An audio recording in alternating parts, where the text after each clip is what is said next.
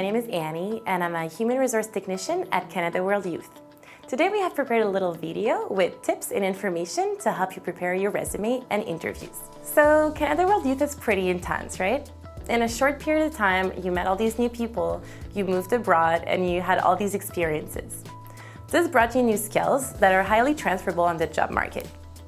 Although we know it can be difficult to choose the right words to explain what you lived to an employer that might have never heard of Canada World Youth. So today we have prepared a few tips that hopefully will help you figure out which vocabulary to use and how you could showcase your Canada World Youth experience.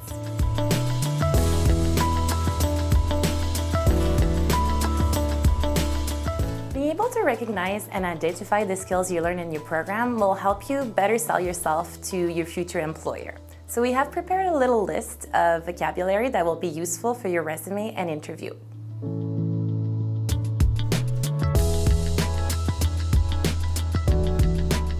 Knowledge. That's everything you learned. So it starts with a new language, but also your knowledge about the culture where you lived and the situation with international development.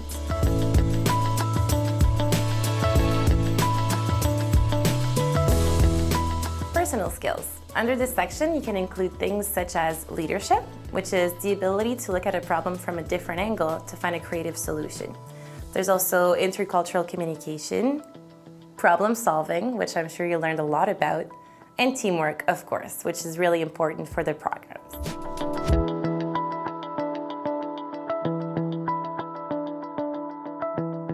Practical skills.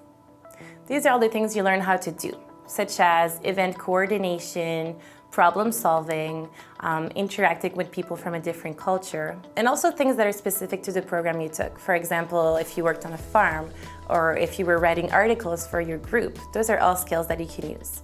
These skills and abilities are in great demand on the job market, so don't hesitate to highlight them. They're really going to set you apart from other candidates.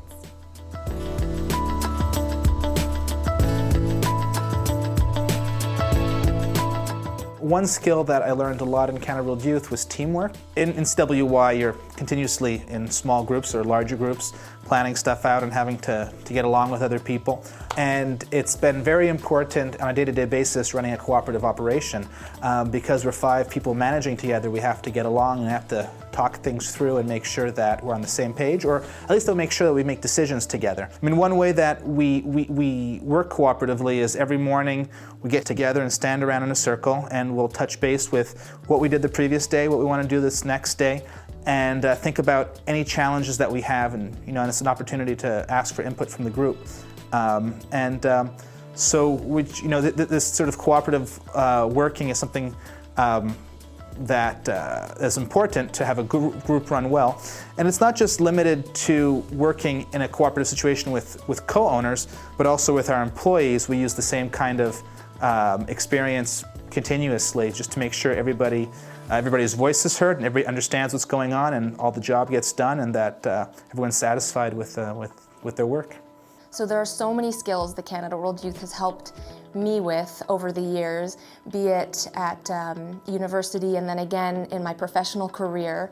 I would say leadership has been a really big one for me, and I 100% learnt the importance of being a good leader at Canada World Youth, but I also learned specifically at Canada World Youth that sometimes the strongest leaders are the leaders that are able to take a step back and let other people shine, or let other people have their moment in the spotlight, and being able to recognize when it's your time to lead and when it's your time to step back and let someone else lead. I really have to attribute that to my Canada World Youth experience.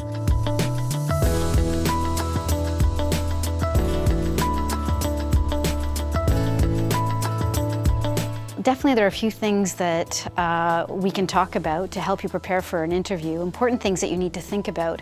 One of the first things that you need to consider is knowing yourself really well. That is the most important thing above all. You need to be the expert on yourself, so therefore you need to know your skills, your interests, your values, and your experiences as they relate to the job that you're applying to. Also, you need to dress for success. It's very important that you dress in something that makes you feel confident. And if you're not certain how to dress, for the interview, always err on the side of dressing up a little bit more than probably you imagine. But you always have to take into consideration, of course, the environment and the type of position you're applying to. Another thing that I would suggest to you is that you do research on the employer. You really need to know what the employer is about, their values, their mission, and so on. Hopefully you will have done this anyways before even applying to the position when you submitted your CV and your cover letter. But again, it's important to review this before going to an interview. Body language is really important. We get a lot of messages from that. So you want to be able to have an open body language. You don't want to sit at an interview with your arms crossed, which might make you seem very closed, perhaps defensive, or maybe insecure. So it's very important that you have open body language. It's very important that you smile and that you are personable. You mustn't forget that the person interviewing you is a human being, and so part of the interview is connecting with that person. So 50% is about the content, but the other 50% is how that person is relating to you as a human being. Essentially, going to an interview is telling stories. An employer is going to ask you a question, and really what they want from you is a story about your experiences.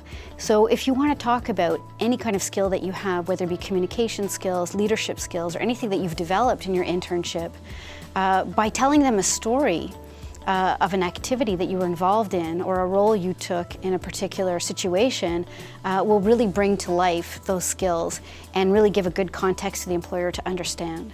So it's very important to always keep that in mind. Storytelling is the key. You don't want to give one-word answers at any time. You really want to elaborate as much as you can. There are a couple of things that you should avoid while in an interview. One of them is downplaying your experiences or apologizing for what you don't have.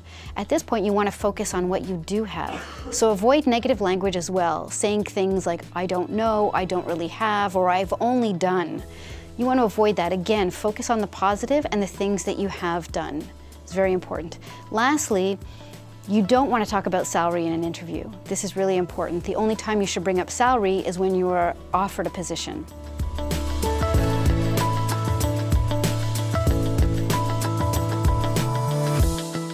In terms of CV writing, there are a couple of crucial tips that you should always keep in mind. The first one is to never exceed 2 pages. It is very important to keep it to 2 pages, as a lot of employers will not read beyond that.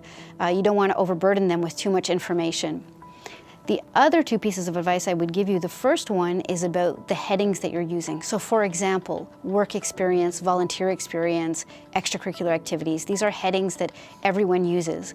But what I would suggest to you is that over time you move away from those generic headings to more targeted, more specialized headings. So for example, if a lot of the experiences you've had over time through internships or through your school have a leadership component, you might want to regroup them all in one section and call this section leadership experience. And that will sound much better than just a generic extracurricular or volunteer.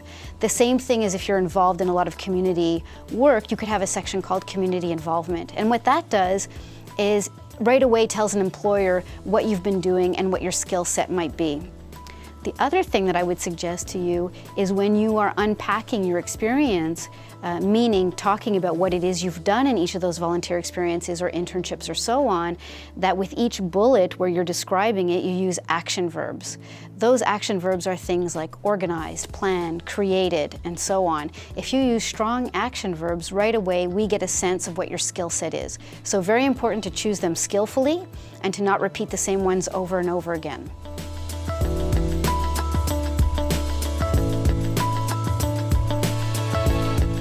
We understand it can be difficult to find the right words to use in your resume or during an interview, the right vocabulary. So we have prepared a couple resumes to show you a few examples of how you could use your Canada World Youth experience.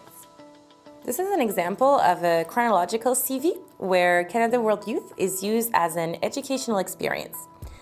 It's a classic and easy to use format for highlighting the skills you acquired with Canada World Youth in a general way.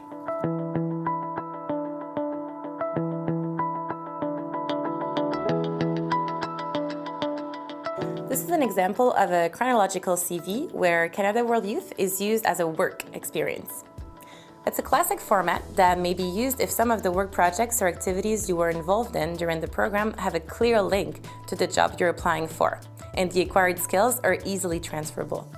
We recommend you place your CWY experience in a separate section, not following a list of your employment history.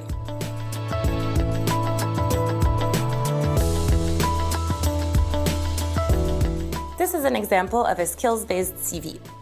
It's a slightly less common format that could be useful if you don't have much professional experience. It allows you to highlight the skills and abilities that are directly related to the job you're applying for.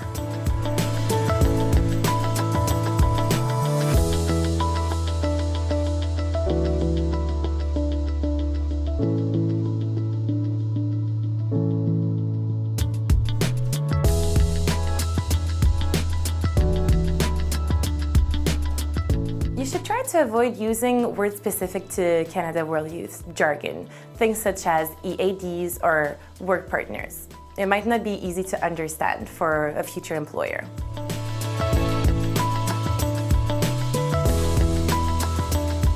Because I did Canada World Youth, I was hired in my first lawyer's job. When I applied, I was in Montreal looking for a job, and I applied for a job in Hong Kong. And when the lawyer came to Montreal, we did the interview, and he said to me, he said, one of the reasons I hired you is because you did Canada World Youth in the past. I know that you've been through, adapting yourself in another culture, in another country, so I'm not afraid that if I bring you to China, you'll be able to fit in, to accustom yourself, to be able to live there and to, get along with the culture because you did it already. The other thing that was really helpful is learning a language. Coming from Saguenay-Lac-Saint-Jean, when I started Canada World Youth, I only spoke French or a little English, but not enough to go around, not enough to have a conversation in the real world. So I moved to British Columbia and I had to learn English, and then 3 months later I moved to India and then I had to learn another language. So within like a 6-month period, I had to learn 2 languages. When I moved to China, it was pretty much the same thing. I was living in Hong Kong where they speak Cantonese. Then when I meet my client or I go see my client, they speak Mandarin, another language. So I had to deal with 4 different languages: French, English, Cantonese, Mandarin. Having done that in the past helped me to be able to cope when I was in China. I probably wouldn't be the lawyer that I am today if I didn't do Canada World Youth. I was able to grow, to become more mature, faster, and that's something that helps you when you really get your hands on a real job, when you start a career, when you're working there. And always surprised me at the beginning when I started becoming a lawyer, talking to people and said, this is so far away from what you did at Canada World Youth. And it's true, it's so far away, but at the same time, it's so close, it's so near. I used every day something that I've learned. A part of me, a part of my personality is because of Canada World Youth. Jeunesse-Canada-Monde, c'est un réseau. C'est d'être rassemblés dans une équipe. Puis on fait partie de la grande famille, hein, surtout quand on revient après. On est branché avec tout le Canada, on est branché avec notre pays d'accueil. Ça, pour moi, ça a été comme quelque chose de très intéressant, puis que je pense que j'ai appris à utiliser.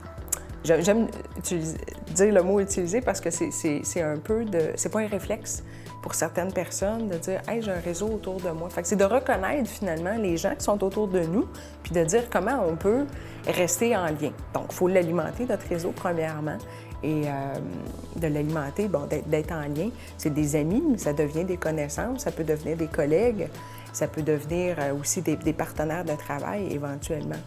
Donc ça, c'est vraiment de reprendre toute cette opportunité-là et développer le réflexe de téléphoner, de rencontrer ces gens-là et de garder ce réseau-là très, je dirais, vivant, finalement. Puis moi, je peux dire qu'après 20 ans, il est toujours très, très vivant. J'ai plein d'amis de Jeunesse-Canada-Monde et grâce à ça, à plein de reprises, ça m'est utile dans mon travail.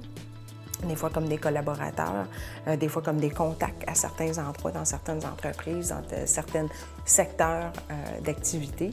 Et pour ça, ça fait que j'ai ce réseau-là qui, pour moi, me donne encore plus confiance dans mon travail parce que je sais que je suis backée. Puis peut-être de dire aussi que quand j'ai quelqu'un puis que ça vient de Jeunesse-Canada-Monde, c'est un ancien de Jeunesse-Canada-Monde, pour moi, c'est tout le temps une bonne référence.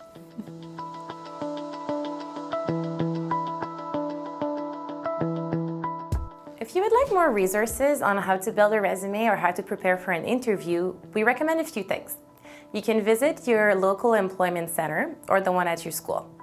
You can also visit a few websites. Well, there's a lot of choice, and I'm sure you know about a lot of websites, but you can start with youth.gc.ca. It's really well built. Also, of course, there's the Canada World Youth website. We have just added a new section for past volunteers. It's really going to help you with tips, information, and a lot of things. You should visit it.